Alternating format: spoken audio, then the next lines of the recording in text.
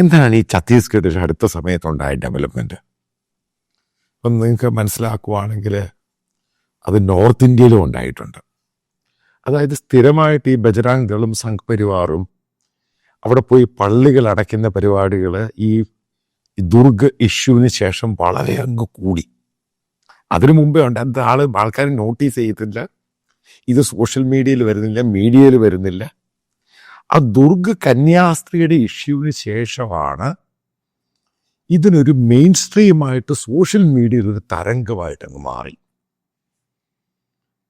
അതിനകത്ത് തിരിച്ചടി കിട്ടുമെന്ന് ഇവർ ജന്മത്തിൽ പ്രതീക്ഷിച്ചില്ല. അതായത് റിട്ടാലിയേഷൻ.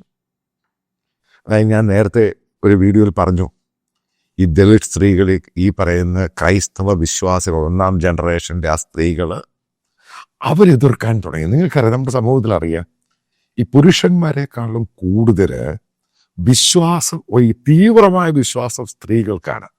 അതിൻ്റെ കാരണമുണ്ട്.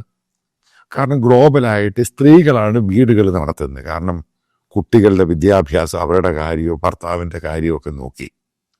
അപ്പം ഇതിനകത്ത് നമ്മൾ മനസ്സിലാക്കേണ്ടത്, ഈ ദളിത് കമ്മ്യൂണിറ്റിയിൽ നിന്ന് വന്ന പല ആൾക്കാർക്കും എഡ്യൂക്കേഷൻ എന്ന് പറഞ്ഞ സാധനം കിട്ടി. അതാണ് അതിൻ്റെ പരമപ്രധാനമായ മർമ്മം എന്ന് പറയുന്നത്. ചർച്ചിൻ്റെ ഒരു പ്ലാറ്റ്ഫോം കിട്ടി, അവർക്കൊരു കമ്മ്യൂണിറ്റി ആയി.